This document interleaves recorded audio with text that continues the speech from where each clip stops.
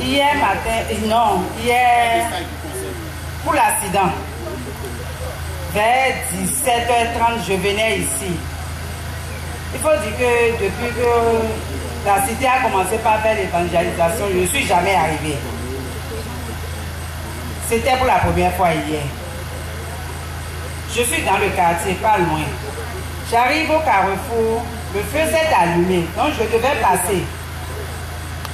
Ceux qui venaient de Cocotomé se sont arrêtés, sauf un tricycle que je n'ai pas vu. Ce qui s'est passé hier à ce carrefour-là, je serais déjà à la mort, même pas à l'hôpital. Parce que le tricycle avait sur sa moto derrière de gros bois, bien ronds, que des gros bois. Si ça traversait la voiture, j'étais morte. Hier, quand on faisait les témoignages, je me suis dit aujourd'hui je vais le faire. Mais quitter derrière pour venir devant me faisait un peu honte quoi. Juste à ce que la sœur me donne le message. Alors je me suis levée et je suis venue rendre grâce à Dieu. Qu'il soit béni. Jésus. Message était quand le message est. Par un accident de circulation, il y a un an et demi. Je revenais du service pour aller faire le point. Quand du coup, arrivé au niveau du carrefour Kangeso, la voiture Highlander m'a percuté. Lorsqu'elle m'a percuté, je suis tombée. En tombant, j'ai essayé de prendre mon sac et relever l'immatriculation. Je n'ai pas pu. Du coup, une autre routière m'a percuté. C'est de là où j'ai perdu connaissance. Donc, des collègues avec qui je travaillais sont revenus sur leur garde. Un a dit de me laisser, l'autre a dit de me prendre pour l'hôpital. Arrivé à l'hôpital, ils ont fait les premiers soins. Je me suis retrouvée. Je suis rentrée, d'autant plus que c'était l'anniversaire de ma fille. Donc, ne pouvant pas me lever, j'ai demandé une messe pour ma fille et pour Dieu pour m'avoir sauvée de cet accident. Jusque-là, après tous les scanners que la clinique Les Grâces a fait, personne n'a vu ce que j'ai eu. Donc, c'est après la messe que je suis repartie à l'hôpital parce qu'il y avait d'autres douleurs. Je suis partie, c'est de là où le médecin a dit mais c'était une erreur, qu'il y aurait eu 72 heures, je serais morte. Je suis fracturée à la colonne vertébrale à 6 endroits et à un endroit où je ne pouvais plus marcher. Mais par la grâce de Dieu, je remarche à nouveau, même si je ne peux plus m'asseoir longtemps. Et je n'ai jamais rendu grâce, donc je rends grâce à Dieu. Jésus. Jésus. Je vais parler en français. Ok. Bonsoir. Ok. Je suis Birama de la Guinée-Conakry. Je suis là chez ma mémé en vacances. Et j'ai un truc qui est derrière moi qui me fatigue depuis 7 ans. J'étais en classe de 3e, ça a commencé, je faisais des crises, mes amis se moquaient de moi, donc je comprenais rien dans ma vie. À chaque fois que je fais des crises, je vois flou, ça m'a suivi jusqu'à ce que j'ai eu le bac, j'ai fini la licence, la chose était toujours derrière moi. Et avant-hier, à l'église de... Oui. Ah, il y a quelqu'un. Non, il y a la Guinée-Conakry, Noémie. Pour moi, en vacances, de mener ton lèvre au fil. Bon, mais si 7 ans, il y a...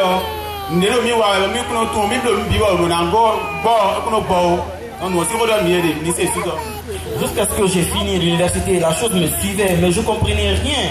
C'est avant-hier à l'église de Ménotin qu'ils ont commencé l'intersection, que j'ai senti que ça revenait. Ça revenait, ça me donnait le vertige. Et là, aujourd'hui, ça m'a pris. Ça m'a pris une fois. Je n'étais plus dans mon corps. Maintenant, je ne sentais rien jusqu'à maintenant. Ça me fatigue, mais je remercie vraiment Dieu si la chose est vraiment partie de ma vie, parce que ça m'a beaucoup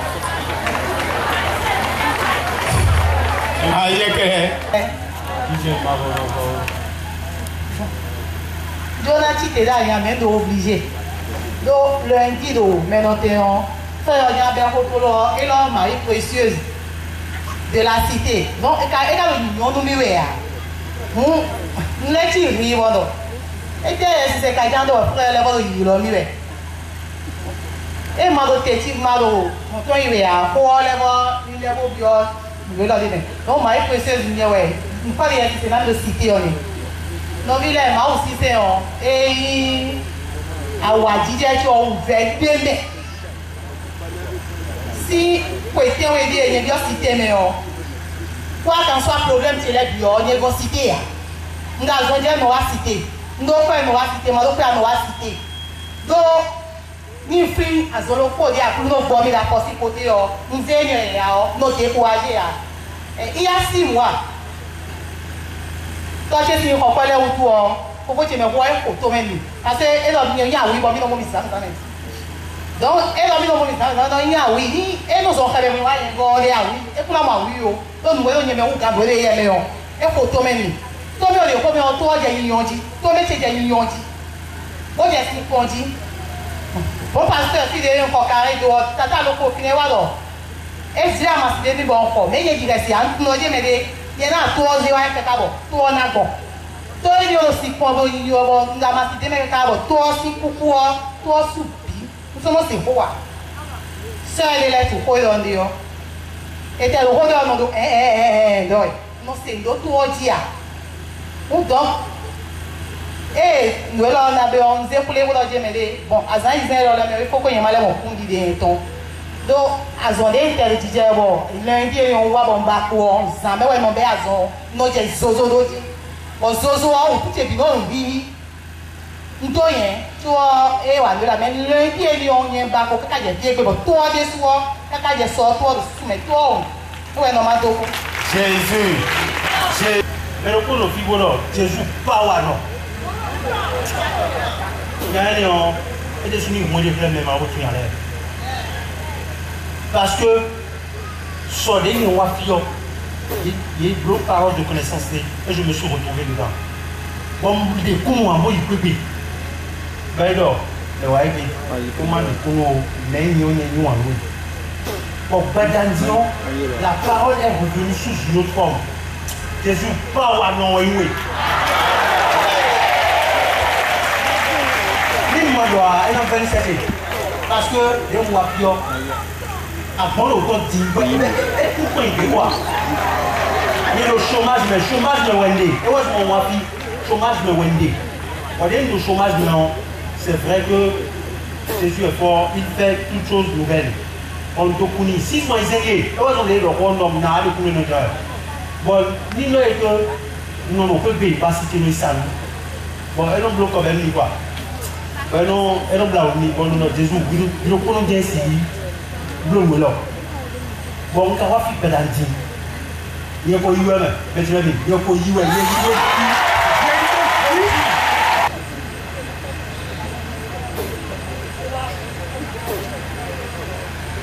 Awadi de kere. Choba na wafi on kokon. Ode do. Ide do afomi on to wele bi no bro yi yo. Como ton ko kaka mo. O be no wi ka mo to. E wa nwa fi de se hoje ti kon itrolo. Ah no no. Lo de ja yo no. E pe ni o Jesu. Am blo de ni ba na de ku nwe. So so e ya wo le ko a. Jésus. Àwa jíjẹ kẹrẹ léèrè ọ̀nà àwọn olóko tí bọ̀ fi tó ń rò sósódó ẹgbẹ́ mìíràn fìchéwẹ̀ tí sùn àtọ́ndí kàbí àìsàn dí ẹ ọ̀rẹ́ ẹ̀nà fi tọpẹ́ bí kúrò sósó wútù pẹ̀lú sósódó ẹgbẹ́ mi pọ̀ fi ìbí kẹ́kẹ́ bọ̀ fi ọgbọ́nu tí wọn lè fi ọgbọ́nu kútó ọ̀nù tẹ́tà tán lé súnlẹ̀ fọ́ bẹ́ẹ̀ bọ̀ sósó jẹ́ ńdọ́lọ́ lè gbẹ̀ mí jẹ́ tó tó wípé lè jẹ́ yìí tó ní jẹ́ sósó wọn lẹ́bọ̀ sí ẹ́ bọ̀ àti fídíò mọ́lọ̀ sọ èmi lè lọ mi ọ̀ lẹ́bọ̀ bẹ́ẹ̀ sósó bọ̀ tọ́tọ̀ wọn ló ka sí di ẹgbẹ́ mi bọ̀ ibà gbọ́bọ̀ mi wá yìí pẹ́ẹ́ra olùkọ́nù fídíò sẹ́ bọ̀ pẹ́ẹ́ra olùwà mi tẹ́ wọ́n ti dẹ́ lomi sí bọ̀ mi náà wà tíkẹ́ náà lọ wà bọ̀ pẹ́ẹ́ra olùwà rẹ̀ mi náà yí èmi ní àtíkẹ́ náà tó ṣáàjì kó sẹ́mi tó pharmacie bọ̀ ẹ̀ sẹ́ àtíkẹ́ nù mi Merci sọ̀dẹ̀ mi wà fi ọ́ n pílẹ̀ mi lọ sọ́sọ́ ọ́ n kú sọ́mọ yẹ tó débù ló la tọ́ lọ.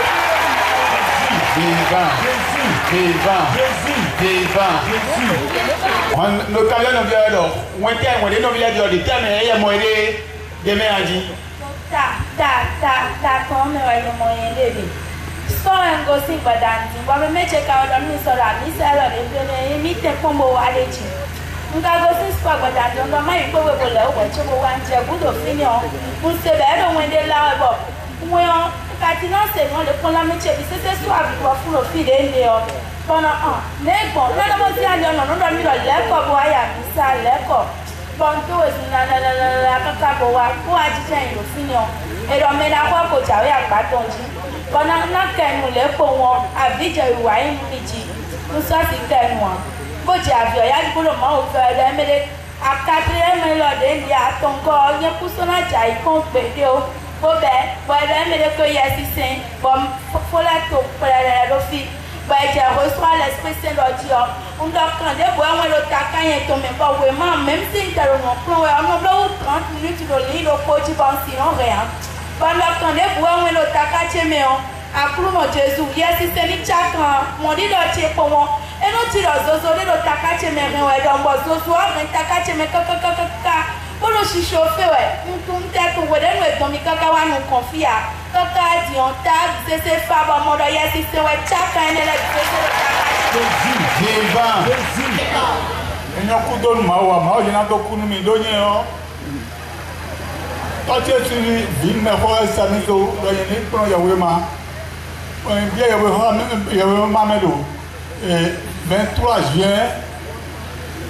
Vingt-trois juin 60.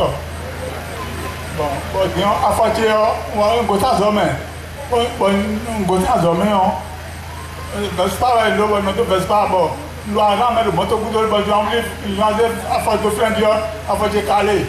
On se moque avec sa moto de Vobel, je sais pas, à où le négocier le diva, pas mal, vous êtes mal sous. Le et on met du beau tout quand midi. On met un des sons midi gagné. Bon, disons, les disons pour que tu aies des choses, disons, ils ont gardé, disons, Bila Citon. Moi, bon, la colère de quand le progrès, bon, il va de temps le faire moi, il laisse un peu les barres moi. Bon, quand il m'a beaucoup tête, ben, j'ai gagné. Nous allons prendre le gars, oh, les gars, Jésus. Et d'abord, il est, on nous met là. Et donc, il est bien, c'est calé, àṣekáde bukara ṣíkè á tó bíkara yọ mi dà ṣetán lówó inú èrè tọ́jú epo náà ti kó ọmọwé yìí náà wúlò òdòpọ̀ ọ̀dà ìbọn tọ́jú epo náà ti kó fún ṣẹ́ṣẹ́. yẹ́yẹ́ yẹ́yẹ́ bẹ́ẹ̀ kálẹ̀ wá. mẹ́sàyọ̀ ni ha mẹ́sàyọ̀ mẹ́ ìlú kàmílẹ́rù yà ẹ̀rẹ́ wọ́n sì.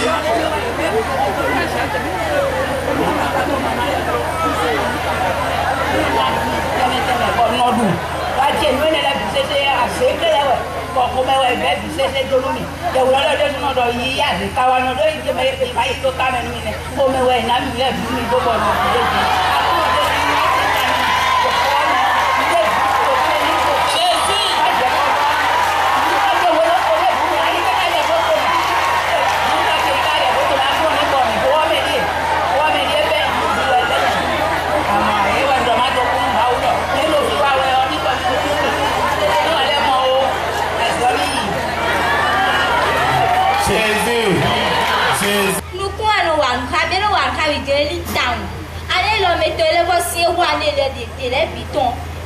Même professeur nous le tableau sinon supporter à nous essayer pour nous c'est dehors dans nos défis fait midi bon on obligé mon bouton c'est comme ça mais demi père si 7 jours si nous le bien mal tu ni quelqu'un beau nous comme maman normalement lundi déjà on a une consultation mais il a dit mais le tout bon nous aussi en somme il va passer pour on a nous catastrophe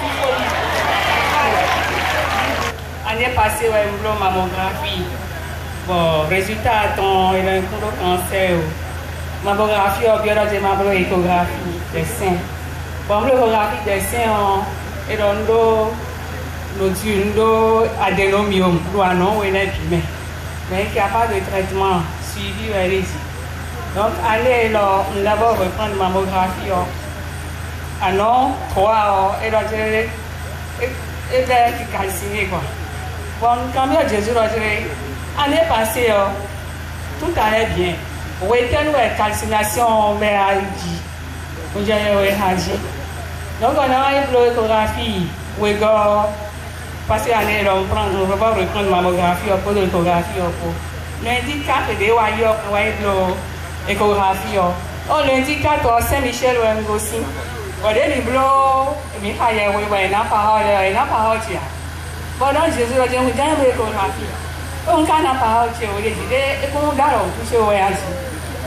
Đến đó mà cái này thì mấy bà phải nổ ra để đó mình là cái gì dễ là giờ quay nó anh đi chỉ vậy chứ qua phải mà cái là cái cuộc chuyện to lên cái gì phải còn là cái gì ấy mà mình còn là mà sẽ đi vào và mình chạy đó rồi cô ta phiêu đó là cho nên chúng tôi cũng cài xin leo cái à mó nội chuyện leo anh để lúc mình leo để lấy disparate để lấy cụ đến cả khi chúng tôi cả đó anh nói xin cô nó mà đi cùng donc ils sont dans le niveau modèle. Jésus. Message nti o no jimeli frère ru do do jire no bidere bo. No no disabo afo papa to me bro so afo to me. Bro bon la me ka bro bota ka me amo sa me le ro ke si da fo le ni. Que Jésus Nazareth aussi comme ma zone aussi bon très aussi comme badanti. Donc la sœur tout à l'heure a dit qu'elle se retrouve dans le message dont une des sœurs ou des frères ont donné qu'il y a quelque chose comme un serpent qui tourne autour de ses pieds. Qu'elle ressent que la chose est en train de tourner autour de ses pieds, mais ce soir, elle a été guérie, libérée par Jésus-Christ et elle rend grâce. Bénissons le Seigneur. Le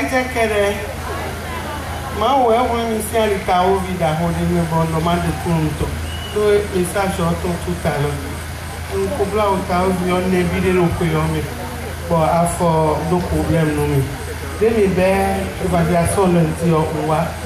Peut-être mardi ensemble. On a eu à son même on a eu les plots chocolat défaut. Et pour fêter ça, si faut nous pour aller au quelque chose. Demi flit arrive yo. Bailler demi zeta trop pavé. Bon, ça c'est dit.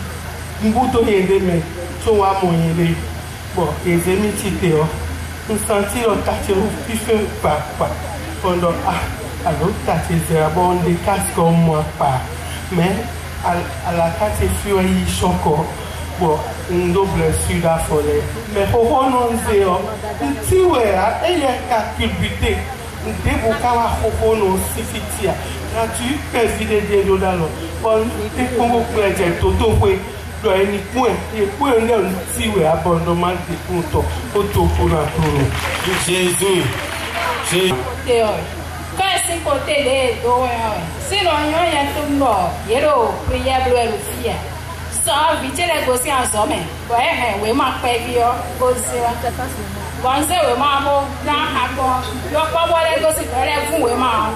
Donc, dans un moment, il y a bleu mon prière et le Seigneur, on a associé. Et Dieu nous a écrit en Canada, que Dieu, Jésus est un poison, il est dit. Bon, moi, fidèle, moi, nous l'avons sans les gars, la voilà.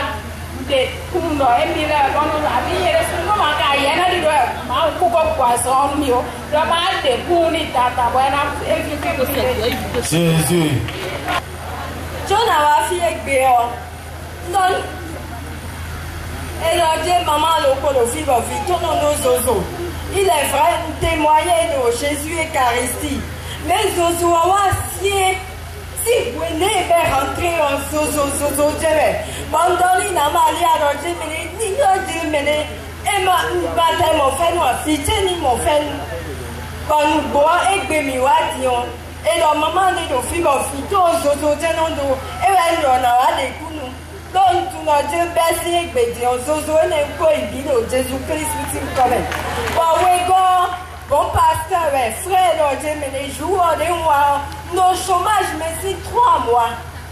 Bon, seul, c'est des soins, il y a comme ça, moi, ça, vidéo.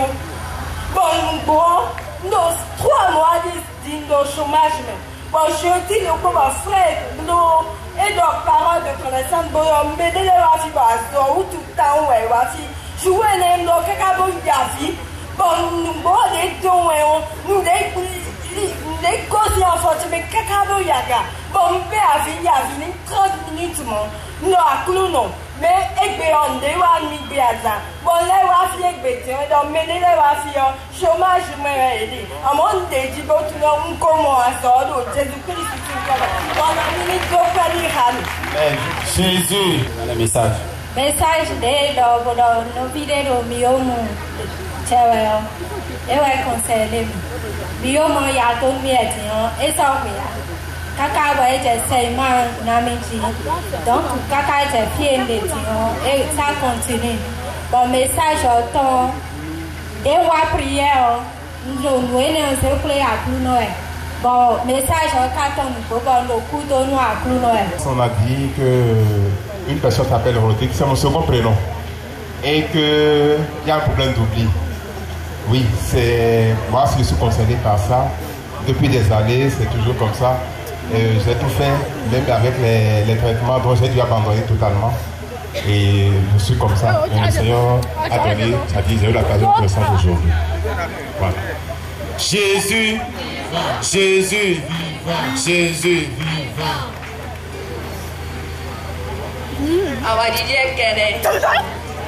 Parole de connaissance d'être concerné, mais le parole lève. Elle douloureuse si parole est concernée. Et il y a sommet, j'étais dedans depuis hier et je sentais les malaises et je suis venue aujourd'hui. Donc quand je suis allée à l'école aujourd'hui, je ne me sentais pas bien, donc je suis rentrée. Ma maman n'était pas à la maison et je lui ai appelé, je lui ai demandé si elle allait venir à l'église aujourd'hui. Elle m'a dit non, j'ai dit que moi je vais venir. Elle m'a dit comme tu ne te sentais pas bien, tu ne peux pas y aller. J'ai dit moi je vais. Je veux prier pour que Dieu me règle ce problème parce que depuis 6 ans, c'est ça qui m'arrive à chaque fois. Et quand je suis venue, j'ai commencé à prier. Il y a un frère qui a parlé de ça. Et en priant, j'ai senti genre la chaleur qui quittait mon ventre. Et jusqu'à maintenant, je n'ai plus senti de Jésus, Jésus, Jésus.